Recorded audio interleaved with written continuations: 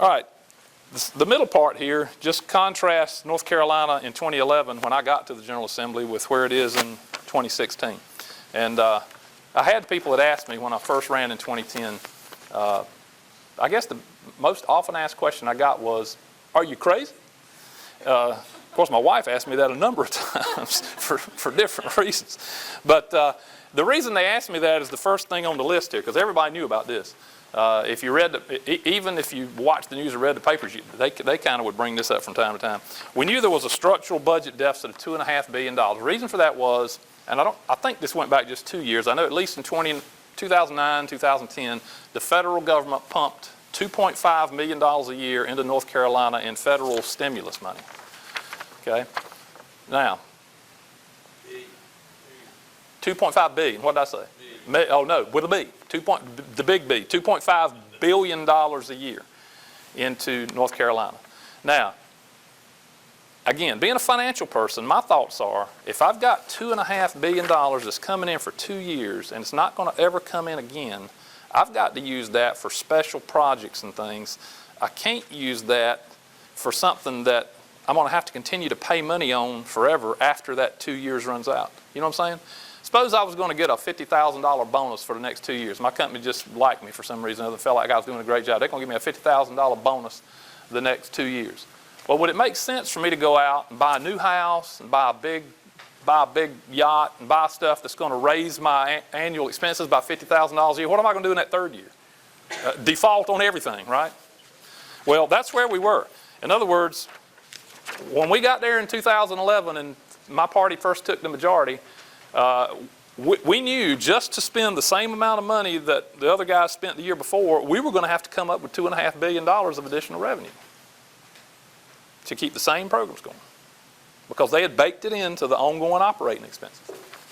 Now, what I didn't know was all this other stuff. We weren't there a week before I found out that we actually owed the federal government $2.8 billion. Again, the crowd that was there before me had borrowed $2.5 billion from the federal government to pay unemployment compensation that we did not have state money for. Not only had they not paid a dime of it back, they hadn't even paid any of the interest back. And that was another $300 million by that time. So we owed the federal government $2.8 billion with nothing to pay it with. Well, about a week later, now we're 2 weeks into the first session. You know, I'm there brand new and trying to figure out what's going on. And our actuaries come to us and say, oh, by the way, you got another issue. What's that? The people before you didn't appropriate enough money for the state employees' health plan to make it through the year. They're going to fall $500 million short this year. Now imagine if you're a state employee, and I guess the last month of their fiscal year is June. Let's say you go in for an operation in May or June, and that's a $50,000 operation. And you get the bill sent to you, and you send it into your state HR department, and they say, oh, sorry, our money's run out this year. You're just going to have to pay that out of pocket. Well, that was going to happen if we didn't pony up $500 million from somewhere. So again, we began to learn what it means to keep other people's promises. I learned that very early in my legislative career.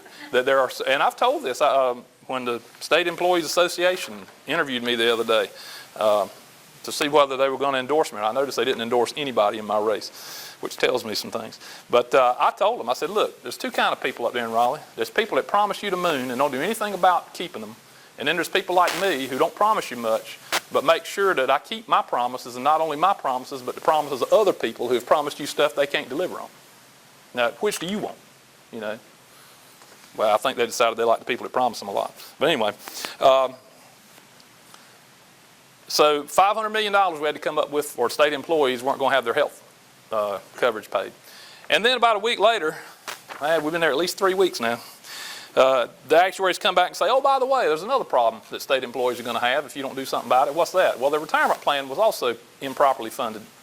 And they need another $400 million to properly fund the state employees' retirement plan.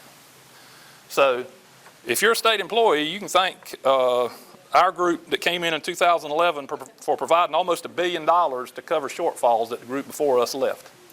Now, if you add all those numbers up, I knew we were $2.5 billion in the hole when I ran. I didn't know we were $6.2 billion in the hole. Just to give you some scope, our budget back then was right at $20 billion, a little over 21 now. So that's almost a third of a year's budget. We're in the hole, right to start off with. Well, where are we today, 6 years later, after 3 terms of my group being in charge? Well, number one, we're now running revenue surpluses instead of deficits, and that's good. You may have read this in the paper because they actually did report this.